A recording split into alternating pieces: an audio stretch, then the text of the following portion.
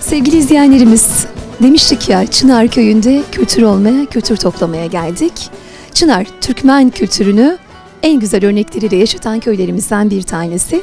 Gezerken yolumuz çok böyle hanımefendi, tatlı, güzel bir teyzemizin yanına düştü.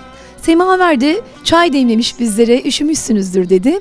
Nasılsınız teyzeciğim? Teşekkür ederim. İyiyiz. Sizi gördük daha iyi olduk. Tanıyabilir miyiz sizi biraz?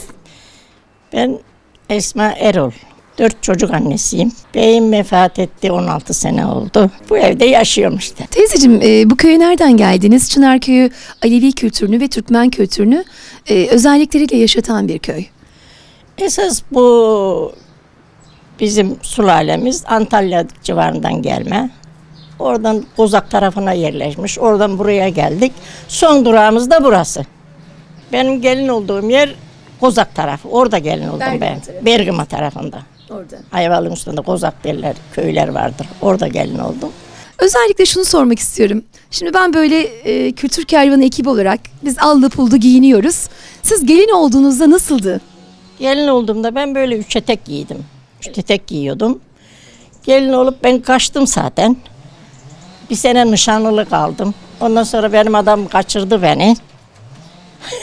Orayı da söyleyeyim de gülün. Kaçıyorduk, dereye gittik, su varmış. Oradan adam rahmetlik çorabı çıkaracak, dereden geçeceğiz ya. Seni dedim ben geçiririm, bin arkama dedim. Aldım sırtıma, dereden de geçirdim. Buna çokları inanmıyor, bu doğrudur. Bizim de evlenişimiz öyle oldu. Kaçan kıza bizde düğün etmezler. Evet. Kız kaçtı mıydı düğün yoktur bizde. Şimdi yapıyorlar. Ama eskiden kesinlikle yoktu.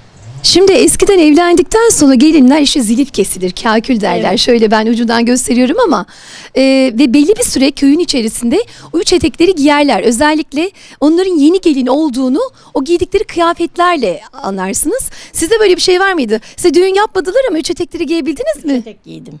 Ne kadar süreli giydiniz? Çünkü 1-2 yıl giyenler de varmış. 2 yıl falan giydim. Tahtacı Alevilerinde baş düzmesi, giyimleri, kuşamları gerçekten Türkmenlerin içerisinde de farklılık Değişik. yaratır. Çok değişiktir değil mi? Evet. Semahları da farklıdır. Sanatlar da değişik. Her şey değişik. Şimdi buradan siz böyle yaşayan bir kültür olarak görüyoruz sizi. Allah size nice uzun ömürler versin teyzeciğim. Allah eksikliğinizi göstermesin. Torunlarınız var. Torunlarınızı sizin kendi kültürünüzle ilgili işte giyimiyle, kuşamıyla, çalgısıyla, örf adetleriyle gelin etmek ister misiniz? Tabii ki. Şu an halen halihazırda burada devam ediyor mu o tarz düğünler? Ediyor. Benim torunum biri muhtarın gelini. Aynı geleneklerimizi yaptık, ettik, gelin ettim. Buradan gençlerimize ne söylemek istersiniz? Gençlerime ne söyleyeyim? Bu gelenekleri korusunlar. Büyüklerine saygısını yapsınlar. Tabii ki vardığı aileye de, vardığı oğlanın annesine, babasına. Sevmeyebilirsin ama saymak zorundasın, insanısan. Bu bizim geleneklerimizde vardır.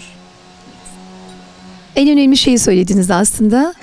İnsanlar hayatlarına sevgiyi işlemeli değerli izleyenlerimiz, saygıyı işlemeli. Saygı. Değil mi? Alevi kültüründe de hep derler ya, eline, beline, diline sahip ol.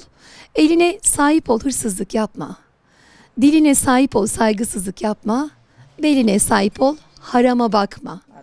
Bizler yolumuza devam edelim. Kültür kervanında kültür toplamaya devam ediyoruz efendim.